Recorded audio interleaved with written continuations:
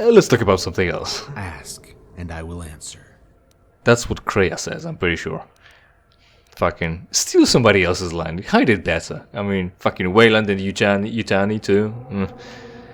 I wish to discuss you, Solomon. What stands before me now is no longer a Jedi Master.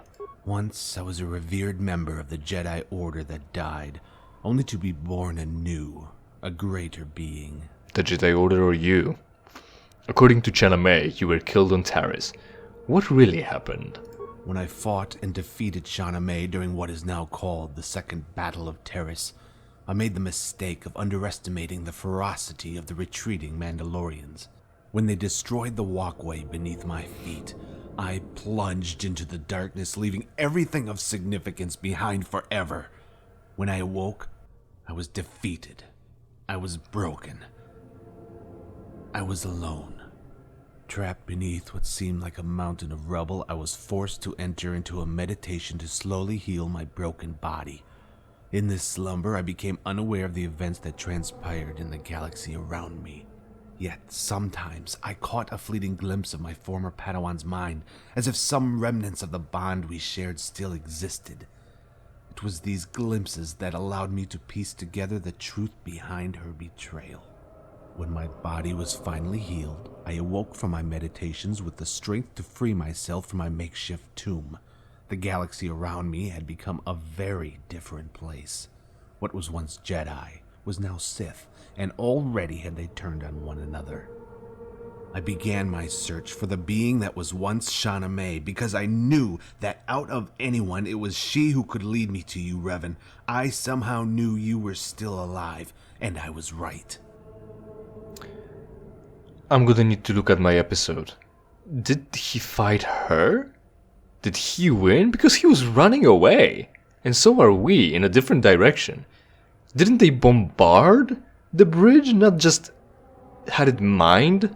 It wasn't trapped, because then they could have just blown it up. Right, that's a problem. I'm gonna have to rewatch the episode and give you a text summary of whether this makes sense or not. I mean, because the issue is, why would they not know their own creation? Because this is a two-parter. First Brotherhood of Shadow came out, and then Solomon's Revenge came out. It's like a two-parter, and there was some time in between, right? First you release the first one, there is a reception, you see how it's going, and then you think, oh, maybe I can squeeze something else or add to it. So you lose track of what you've written. You don't check. Of course, that's not an excuse. That's actually a fault. It's your work, and you should have kept up with it. Should have read it at least, right? Make notes. Yeah, it's still wrong, but there is a reason why they might have fucked it up, and it's retconned. I'm gonna make sure about the episode, about the flashback. What are you, Jedi or Sith? That's very black and white fallacy, and it also doesn't really matter.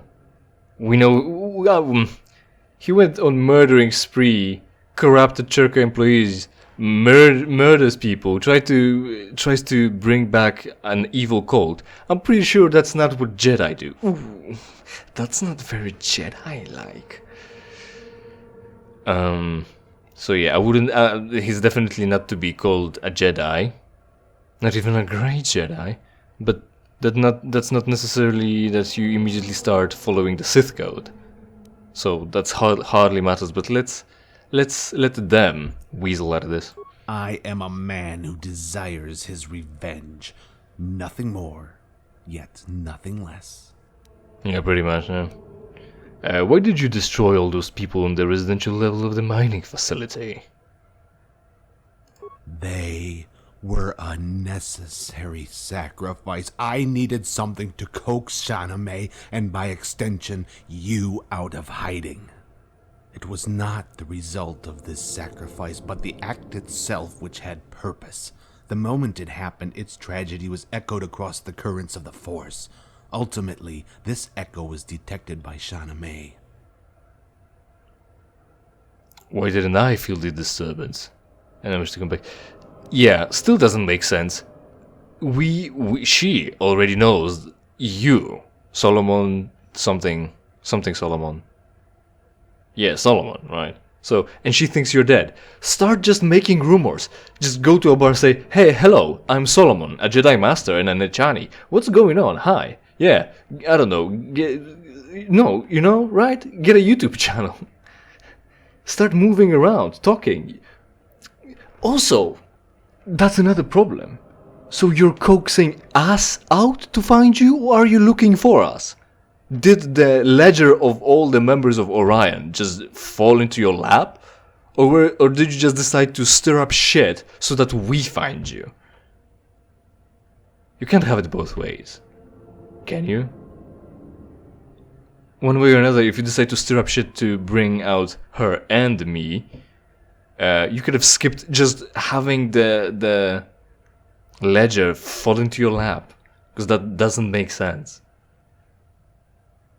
You didn't have to look, right? You didn't have to look. We would come for you. Because she was looking, or something.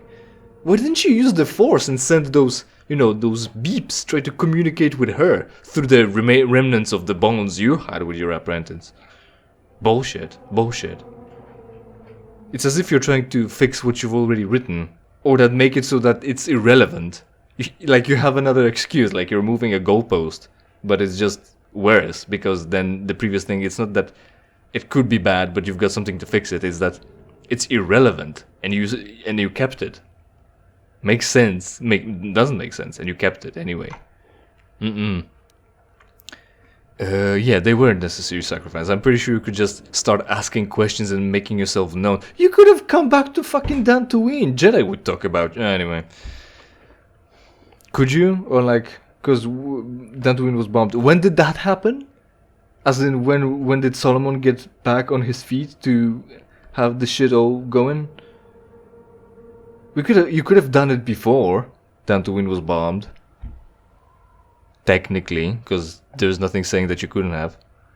Wouldn't I feel the disturbance? Tragedy is commonplace, and each leaves its own imprint on the Force. Channa May could only detect the disturbance because of who perpetrated it, her own master. Again, you could have done fucking whatever else, just because she could detect you doing it, not what you're doing, I guess. Maybe. So we don't... Oh. It looks like we've got less options. Was it always like that? Maybe.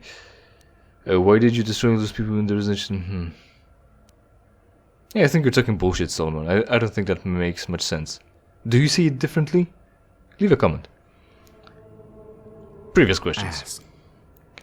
I wish to discuss the Brotherhood of Shadow, the ancient Sith group that I thought I had destroyed. I have learned much of the Brotherhood of Shadow from the artifacts' remains and the writings within this temple.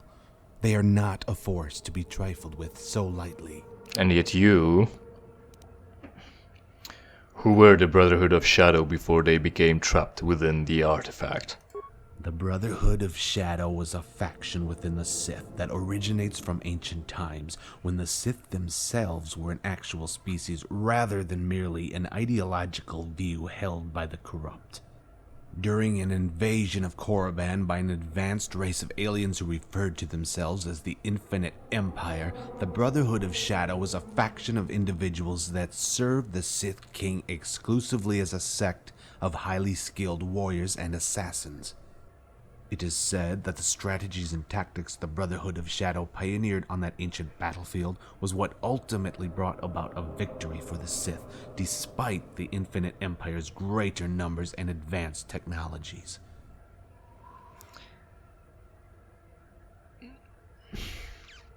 I don't really like that. I don't like what he said, because it's all warriors and assassins, warriors and assassins. Not only do Jedi, the Force users, technically are categorized, at least in this game, as primary Force users or fighters. That is to say, we've got different classes, right? We've got the warriors, we've got the skill monkey, almost skill monkey, like we've got the in between, and we've got the people who just focus on the Force use, the consulars, right? So the mages. It's always warriors and assassins. It's knights and rogues with the sneaky, thievy knives and shit. Do you not remember all those legends? Or like Merlin, the massive fucking legendary mage working for the kingdom? Who could, you know, because That's the argument. Why would you not want to have a mage on your side? You want to. He's the nuclear option. He can come in there and nuke the other country. You want him to work for you so that he doesn't nuke yours. That's the idea behind mages. Why wouldn't the Sith King not have a mage, not have a consular, not have a guy that uses force to influence and progress and win battles? Not only that, Sith had Sith alchemy. That's like a branch of usage that's completely that's forgotten but unique also, and that brought power. Their alchemical swords, Sith swords, the alchemical amulets that one of the Sith lords had when he was like in a bubble, orbiting around the sun to not die. This is power. You need those guys. You need Sith alchemists, not just warriors and assassins. Why do people not think about the intellectuals? Because they're stupid, obviously, that's the answer. Narrow-minded idiots. Oh, big club. Hulk smash. That's what's important. Tony Stark reinventing a combustion engine, building that in a cave with a pile of scraps. Idiot. Again, another tangent. I really like the scene in Avengers where Captain America tries to trash talk Tony Stark. He goes, "Go get your armor. I'm gonna beat you up. What are you without it? What are you without your armor?" Oh, I want to quote it, but I'm trying to get the words right. He said, well, let's paraphrase. So, without the armor, Tony Stark said, he's a philanthropist, genius, billionaire, essentially. So he's a philanthropist. He helps people. He's a genius. He invented new shit to make people live better, to help people. He's a philanthropist. And and a playboy, of course. He's a billionaire. He can afford it. He works for it. He worked for it. He accumulated that, and he's using that for the betterment of others. He's a fucking Avenger. He's saving people. The hover carrier or fly, whatever. The carrier that you're on is essentially his invention, motherfucker. And a playboy. He's good with women. He's charismatic. He's handsome and he fucks bitches. That's what he is. Why would you not want to have him in your fucking secret Sith King cult? Because you're Captain America and all you think about is your colors and more muscles.